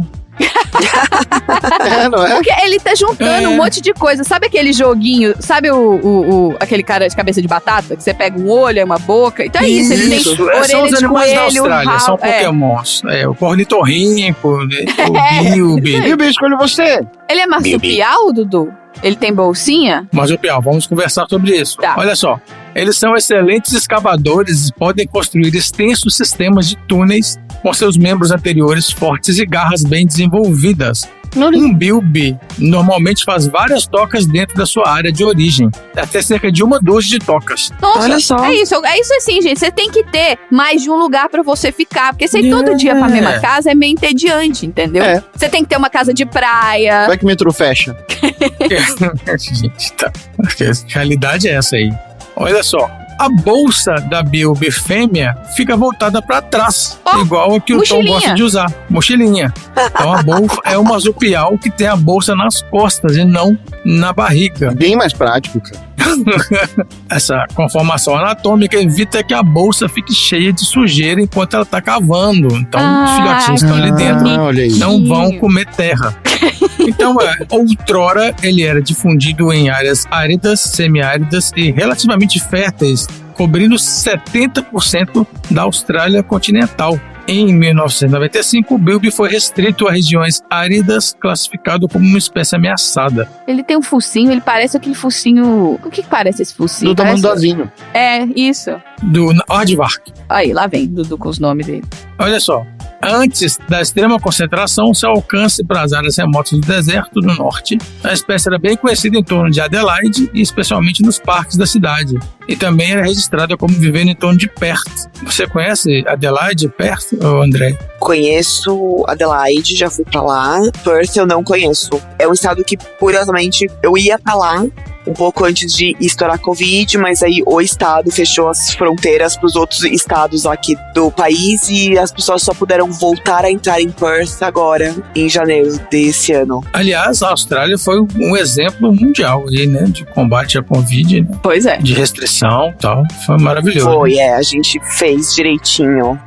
Nada como ter uma presidente como... Presidente, não, primeira-ministra. Essa é o da Jacinda. O nosso primeiro-ministro não é... É meio... Ah, tá. Mas a Jacinda é maravilhosa. Olha só, o bilby, ele prefere habitats áridos por causa da grama Spinifex e dos arbustos de acácia. Eles são onívoros noturnos. Eu falei bilbo. Ah, sei lá. Né? Bilby. Os bilbis grandes são onívoros noturnos e não precisam beber água. Eles obtêm toda a umidade dos seus alimentos. E aí eles comem de tudo, tem que comer tudo, porque tem que tirar a umidade, então eles comem insetos e larvas de insetos, sementes, aranhas, cupins, bulbos, frutas, fungos e animais muito pequenos. Deve ser interessante você ver um bilby comendo um bulbo na casa do bilbo bolseiro.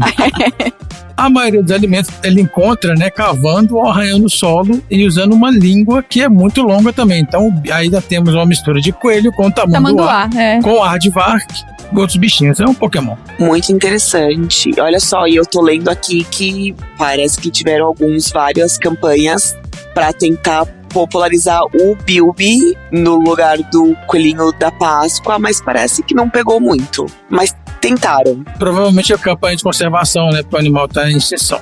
Olha só, eles têm um período de gestação muito curto, cerca de 12 a 14 dias. Nossa senhora, não dá nem pra você se preparar, pelo amor de Deus. Um dos mais curtos entre os mamíferos. É tipo quando você descobre já tá nascendo. E os jovens têm apenas 0,6 centímetros de comprimento e são muito subdesenvolvidos quando nascem. A gente sabe que os marsupiais, eles terminam o desenvolvimento deles, né, dentro do marsúpio, né, depois que eles saem do útero da fêmea. Eles deixam a bolsa da mãe após 70 a 75 dias e permanecem no local natal por 2 a 3 semanas antes de ficarem independentes. E as ninhadas geralmente consistem de 1 a 3 filhotes e as fêmeas podem ter até 4 ninhadas por ano. O que adianta você ter uma gestação de 12 dias se o inferno da criança vai ficar 70 dias nas suas costas? Pelo menos gestando dentro, não vai encher o saco, entendeu? Não corre risco. É uma questão evolutiva, exatamente. E os bilbis grandes são marsupiais solitários, mas, no entanto, existem alguns casos que eles viajam em pares. E geralmente esses pares são 2 fêmeas e elas são as únicas cuidadoras dos filhotes, então uma vai ajudando a outra ali. O acasalamento ocorre entre pares de dominância semelhante, ou seja, a fêmea ela escolhe aquele macho que ele é mais dominante. Olha aí, ó, relacionamento abusivo. Eles são uma espécie vulnerável. As principais ameaças são a pecuária e espécies de doenças invasoras, que quase não tem na Austrália, né? Espécie invasora, não tem quase nada. Então, aqueles gatos selvagens e garrapozas que foram introduzidos na Austrália representam uma grande ameaça à sobrevivência do bilby. Tá vendo? No final das contas, o ser humano tá fudendo tudo, gente. A gente tá acabando com tudo. Agora eu vou falar de outro animalzinho com um nome esquisito, que é o quokka. Ah, fofinhos. Você conhece o quokka? Sim, eles moram na outra costa, mas sim, eles são muito fofinhos e eles são sorridentes. Ah, eu sei qual que é, eu já vi. Ah, meu Deus, sim. Vamos falar sobre o quokka. É o único membro do gênero Cetonix. É um pequeno macrópode do tamanho similar a um gato doméstico. E como outros marsupiais, ele é um herbívoro noturno. São encontrados em ilhas menores da costa australiana, particularmente na ilha de Rottnest e também na Bald Island, perto de Albany, e em populações isoladas espalhadas na floresta e na costa em Perth e Albany. Oh, meu Deus. Quokka pesa entre cerca de 2,5 a 5 quilos e tem entre 40 e 54 centímetros, com uma cauda que é pequena em comparação aos outros macrópodes. Nossa, é grande. É de 40 centímetros, é grande. Eu tô pensando aqui, ele do tamanho da minha garrafinha aqui, é tipo ó. um rato do tamanho de um gato. E fofinho, sorridente, bochechudo. Ele é um rato misturado com castor. Um castor? Com aquele dentinho? Não é castor, é aquela topeira. É um rato misturado com topeira do tamanho de gato. É um Pokémon. Ele também é marsupial, olha, tem um... Eu tô botando uma foto no grupo da... Tem um filhote dentro da bolsa, sorri, gente! Oh, meu Deus! As fotos são incríveis. Os quokkas são fortes, com as pernas traseiras bem desenvolvidas, orelhas redondas e a cabeça pequena e larga. E o sistema músculo-esquelético era adaptado para um meio de vida similar ao do canguru, mas com o tempo de evolução eles se adaptaram para uma locomoção arbórea. Esse bicho não te mata se você tentar tirar uma selfie com ele não, né? Porque eu tô vendo um monte de gente aqui tirando selfie com ele. Calma. E eu faria o mesmo, se eu soubesse que ele não mata. E o quokka vive em média 10 anos. Nossa! A duração de gestação é 1 mês. A fêmea dá à luz a apenas um filhote e elas podem dar luz até 2 vezes por ano, produzindo cerca de 17 filhotes durante a vida inteira. O filhote vive na bolsa da mãe por 6 meses, mais do que o Bilby, e uma vez que ele sai da bolsa, ele dependerá da mãe para leite por outros 2 meses ainda. Nossa então ainda tem que ficar mais 2 meses. E quando uma fêmea com um filhote na bolsa é perseguida por um predador, ela pode jogar o filhote no chão e ela vai produzir um barulho para distrair o predador e ela escapa. Porque, né? É um bichinho feliz, mas ele vai lá e joga o filhotinho e sai correndo, né? Feliz, mas filho da puta. A mãe do Bambi se revira no túmulo nessa hora. Exatamente. Como a maioria dos macrópodes, o quokka come vários tipos de vegetação, incluindo grama e folhas. Visitantes são avisados a nunca alimentar os quokka, tá vendo? Quer visitar, mas não dá comida pro bicho.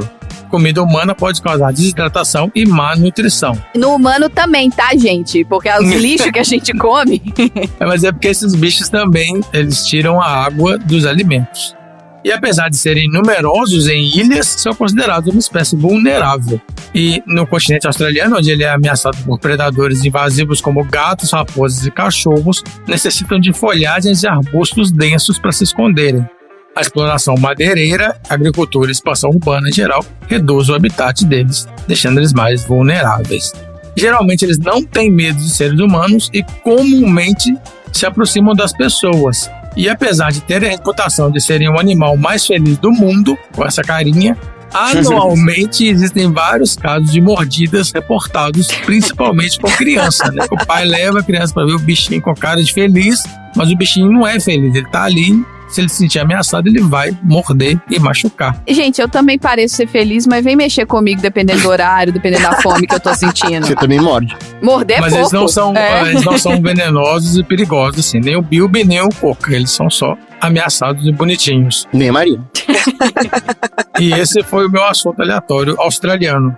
Olha que legal. Ai, eu não sabia que chamava quokka. Eu já tinha visto um monte de videozinho de TikTok, de Instagram desse quokka como sendo um bichinho feliz. E, gente, é irresistível. Se você vê um bichinho desse, você tem que saber, assim, você tá sujeito a um relacionamento abusivo com o quokka, inclusive, né? Que você vai querer chegar perto dele e vai querer te morder. Mas, gente, é a coisa mais linda de todo o universo. Adorei, Dudu. Muito legal. Então, gente, alunos do Dudu, anotem aí, porque provavelmente ele vai fazer outra, vai cair na prova. Não dou aula de animal exótico. Mas ele pode botar uma questão valendo ponto extra. Dudu, pega sem aqui, dúvida. ó. É o seguinte, bota questão valendo ponto extra de coisas que você falou no Sessão Aleatória, entendeu? Porque além de estudar, os ouvintes têm que ouvir o Sessão Aleatória. Tem certeza que aluno do Dudu precisa de ponto extra. Não sou muito fã de colocar aluno ouvindo isso aqui, não. E eles são da geração que não tem paciência de ouvir podcast, não. Então, mas aí é só, eles não vão ganhar o ponto extra. O problema é deles. Depois não chora. Eles são da geração TikTok e cortes no YouTube. Depois não chora sexta-feira à noite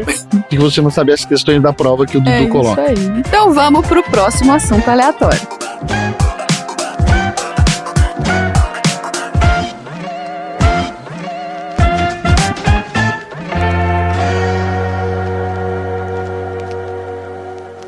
Milton, eu tentei pegar ela. Juro que tentei. Eu sei. Aqueles adoradores do diabo, eu morro de medo. mexem com poderes que não deviam. Eu fico arrepiada. Nada disso é real. Ai, Milton. OVNI, pé grande, fantasma. É tudo besteira. Diabos e demônios. Depois que abre as portas, não dá mais pra fechar. Você sabe disso, não sabe?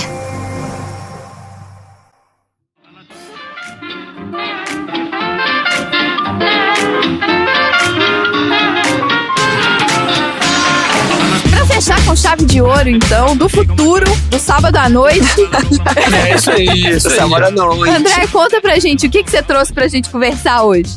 Então, gente, eu vou mudar aqui a pauta, então, já que vocês se fizeram super pesquisa e ficaram tão empolgados em falar de assuntos australianos, eu vou falar da história da Sydney Opera House, então. Olha! Dá um contexto. É um dos meus pontos preferidos aqui em Sydney, né? É um cartão postal aqui da cidade. Quando saiu Procurando Nemo, ela ficou ainda mais famosa naquele endereço que não existe. O Wallaby Way Sydney. Não existe. Né? Então, o P. Sherman, o Wallaby Way, não existe aquele endereço. Que absurdo, que absurdo. Assim como o pãozinho australiano. Assim como o pãozinho australiano é uma mentira também, gente. O Outback todo é uma mentira. Nunca vou esquecer a cara do Tom quando eu falei isso pra ele, que ele ficou muito decepcionado. Agora, você fala da Australia Opera House. Eu vi um meme uma vez. O quão ofendidos os australianos ficam com aquele meme que o Australia Opera House parece um escorredor de prato cheio de prato. Da louça?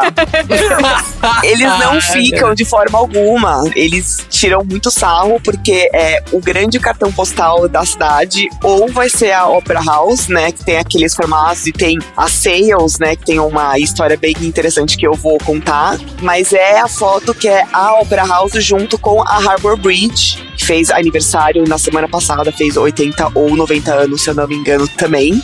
Que também é uma ponte que ela tem um formato de um cabide. Eles não se importam at all que você fala, é a Hangar Bridge. Eles tiram sarro, mas eu adoro a Opera House. Eu sempre que eu posso ir lá ver ópera, ver balé e tal, eu adoro.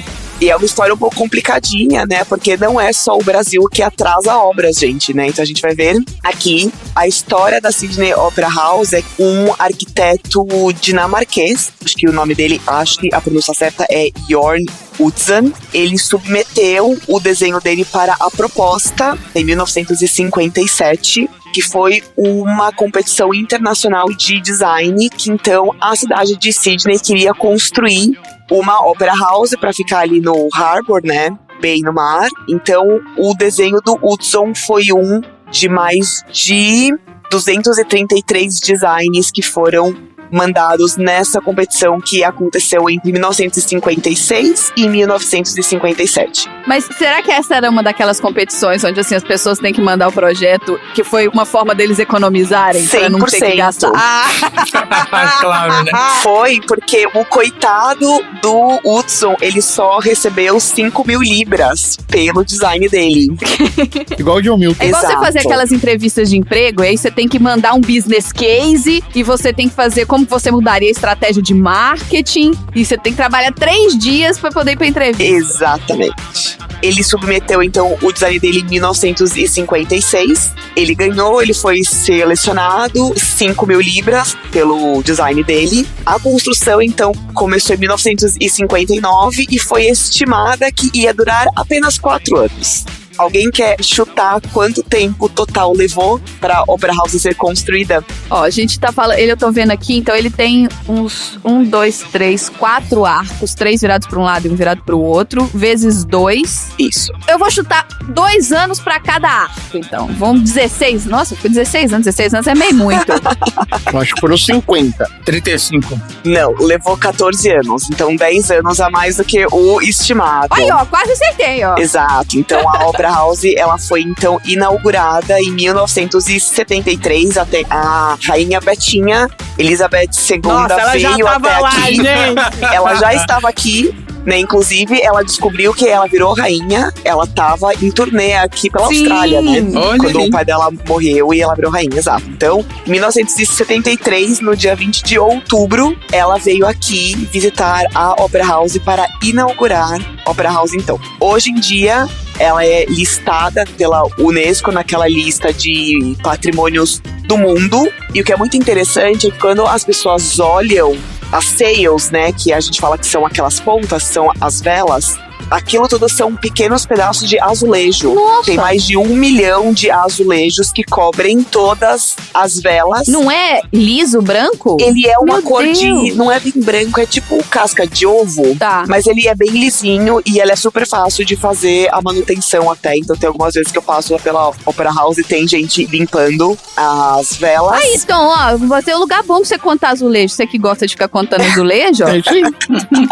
É um lugar ótimo, né? E tem várias salas dentro, né? Então tem 8 espaços ao todo dentro de lá. Tem a sala principal de concerto com capacidade para mais de 2.000 pessoas, se eu não estou enganada, que tá no momento em reforma, né? Tá sendo então renovada. Tem mais 2 teatros dentro, tem muita coisa dentro. E tem um restaurante também que é super caro, que é bem high price, assim, que é bem fancy, que a gente fala que é bem de turista. Então, quando o turista vem pra cá, ele quer ir jantar naquele restaurante. Armadilha de turista. Não, mas nem a pau. Levou, então, aí 14 anos pra construir, o preço explodiu também, então... Eles estimaram que ia se levar 7 milhões de dólares para construir. O preço final foi de 102 milhões de dólares depois de 14 anos. Nossa senhora! De 7 pra 102? Exatamente, Deuses. né? E é um dos principais pontos turísticos aqui de Sydney. Então, mais de 10 milhões de pessoas visitam a Opera House todos os anos. E, inclusive, o Arnold Schwarzenegger ganhou a final do Mr. Olympia. Olha aí! Oh, olha só! A competição de Bodybuilding Competition em 1980 na sala principal da Opera House. Exibindo o popote dele. Exatamente. E por ano tem cerca de 1.500 performances anualmente lá. Mais de 1 milhão de pessoas vão até a Sydney Opera House para assistir concertos, peças de teatro, ópera, balé, etc. e tudo mais. E é caro, Andréia, pra você assistir alguma coisa lá? É caro. Tem um pouco de tudo, né? Tem teatro, tem as óperas. Quando tem o balé, né? Eu e minha irmã, a gente compra tipo um pacote do Australian Ballet no ano, né? Então que a gente compra 4 performances para ir, sai um pouco mais barato. Mas é um precinho salgado, sim. Mas assim, mas você consegue ir de repente ver uma ópera ou ver um concerto, talvez por uns $70, $80. Ah, ok. Pra uma experiência, né? Não é um negócio pra você ir todo fim de semana, mas pra uma experiência não é inacessível também. Exato. Mas é muito bonito, assim. A sala é muito bonita, a vista é muito bonita. Tem um bar embaixo da Opera House também. É um bar que a galera vai bastante lá quando é happy hour e tal, principalmente no verão, porque realmente é muito bonito, né? Então, é uma história bem interessante. E o que eu acho mais interessante, mais triste, é que o Bjorn, né, Bjorn, que foi o arquiteto original, ele nunca chegou a visitar a Opera House construída e pronta. Nossa, que dó. Então ele nunca chegou a vir aqui ver por causa de muitos desentendimentos que ele teve durante o projeto, né? Tentaram alterar o projeto dele ou qual que era a visão dele para Opera House. Que bom que no final a visão dele se manteve. Mas como atrasou muito, teve muito desentendimento e muita briga, então quando ficou pronto ele nunca veio visitar, ele nunca quis saber. E tá aí, né? Hoje em dia é o cartão postal aqui da cidade. Então não quer ir nem na Austrália, porque, né? Se eu não me engano, não sei se foi a filha ou a neta dele que vieram visitar, mas ele mesmo em si nunca chegou a ver o... E ele tá vivo até hoje, será? Dele pronto. Eu acho que ele já faleceu e ele, inclusive, chegou a receber em 2003 um grande prêmio de arquitetura, né, pelo projeto que ele fez e tal. E aí eu até anotei aqui que quando ele recebeu esse prêmio, que é o Pritzker Prize, ele falou o seguinte, abre aspas aqui: não tem dúvida alguma que a Sydney Opera House é uma obra de arte. É um dos prédios mais icônicos do século XX, uma imagem de grande beleza que ficou conhecida através do mundo. Um símbolo não apenas de uma cidade, mas de um país e um continente inteiros. E errado ele não tá, né? Fica esse aí o meu fato aleatório do dia. A Sydney Opera House e os seus 14 anos de construção. Eu tô vendo aqui, eu joguei no grupo dos aleatórios dos azulejos. É um monte de azulejos. Eu tô muito impressionada com os azulejos. São azulejos. Sim, muito legal. muito eu tenho foto dos azulejos que eu posso mandar pra vocês. Eu tenho foto dos meus pais olhando assim, eles, nossa, azulejo. Eu falei, pois é, azulejo. Parece quando aquele pessoal que vai fazer obra e quebra os azulejos pra fazer um mosaico. Exatamente. Que É bem por aí. mosaico de azulejo. Sim. Eu tô olhando aqui também, eu entrei, né, no Google aqui, que tudo sabe. Tô olhando aqui o restaurante, que é o Benelong. Benelong, exato. E eu falei, deixa eu ver, né, como é que é esse rolê. Porque, assim, eu e o André, a gente é o piolho de restaurante. A gente adora, né, comer bem e tudo. Aí fui olhar, vamos ver como é que é esse rolê. Se $70 para um ingresso de uma ópera num lugar como esse, é ok. Agora, vamos ver o restaurante. Pra vocês saberem, gente, então o restaurante aqui, os 3 pratos, né, da refeição, é $180 Por pessoa. por pessoa. E aí tem, como é que funciona aí, tax e tip? Tem? Não tem tip aqui, não é costume, porque a galera é bem paga, né? Então aqui o salário mínimo é bom, então a galera que trabalha com hospitality, eles são bem pagos. Legal. Pra tal, então não tem costume de ter tip, e o tax normalmente já está incluso, não é igual aí nos Estados Unidos. Então você vai gastar 180, mas aqui tem um adicional pros queijos australianos. Eu gostaria de falar que isso é um Ai, que preconceito. Olha aí. Como assim? Que o queijo tinha que estar incluso. Não é possível. Eu acho que assim, parte de uma experiência, eu também sou all for it, assim, eu gosto de uma experiência diferente, iria. Ainda não fui, mas eu não descarto. Ah, mas santo de casa não faz milagre, não, André. Eu tô aqui em Nova York, sabe? Eu fui na Broadway depois de anos morando aqui porque minha mãe veio, entendeu? Então, assim, a gente não Mas tem... o que, os queijos aí são bons, então, André? Eu acho que todo queijo é bom, né? Eu sou muito suspeita pra falar, porque eu acho que queijo, não sabia que a Austrália ela é tão conhecida pelos queijos. Pelos então. vinhos, sim, os nossos vinhos são ótimos, mas pelos queijos muito eu bons. tô surpresa. Ó, que eu tô vendo aqui, tem o Stoke Point Smoked Cheddar, tem o Grabeto, tem o McLaren, tem o Gippsland Blue, tem o queijo de cabra Gostis é delícia. e o Fior di Latte, que é australiano Olha só. e italiano, pelo visto, né? Que parece o nosso queijo nozinho, Dudu. Sabe aquele que é um nozinho de mussarela? Nossa. Quero comer queijo É uma agora. trancinha de mussarela. Essa hora da manhã. Queijo de nozinho, ai que Ai, olha, saudades. babando aqui agora, que maravilha. Ai, maravilha. Nossa, que delícia essa viagem pela Austrália. O filme tinha que ter sido o filme Austrália, né? Aquele do... Ah, não, aquele filme é chato também. Nossa. Até aí, é sessão aleatória. Fica falando que o filme é chato, vocês vão ver. E ó, se apareceu a Austrália aqui, a gente chama André de novo. Pode chamar, mas o The Room estou muito ansiosa para. Ai, Mas, gente, eu falei pro Tom que eu gravava amanhã de manhã pra vocês gravarem na noite de... a gente faz de um de vocês, noite hein? também. Você conheceu o André. Exato. Eu falei pra assim, não, pode ser o meu domingo manhã. Ele, não.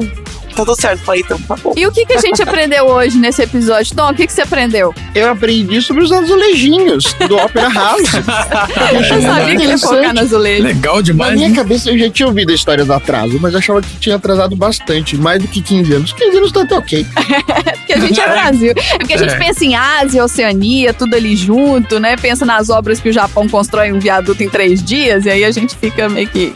É diferente. E você, Dudu, o que você aprendeu hoje? Eu aprendi que o John Milton deu origem ao MBL, nas ideias deram origem ao MBL, É ao isso aí. PSL, esses bandos de bosta que tá aí enchendo o saco até hoje. André, você mais ensinou sobre a Austrália do que aprendeu com a gente hoje, mas você aprendeu alguma coisa com a gente? Aprendi muito. Aprendi o do Bilby, que eu não sabia. Aprendi muito. Aprendi o do caracol. Nossa, do caracol é O chocante. caracol é assustador, né?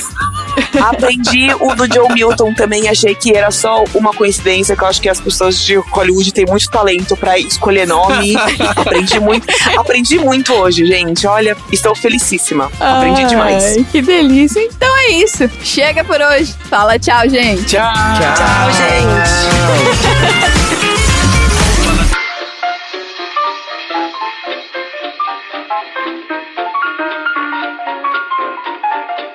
Fim da sessão.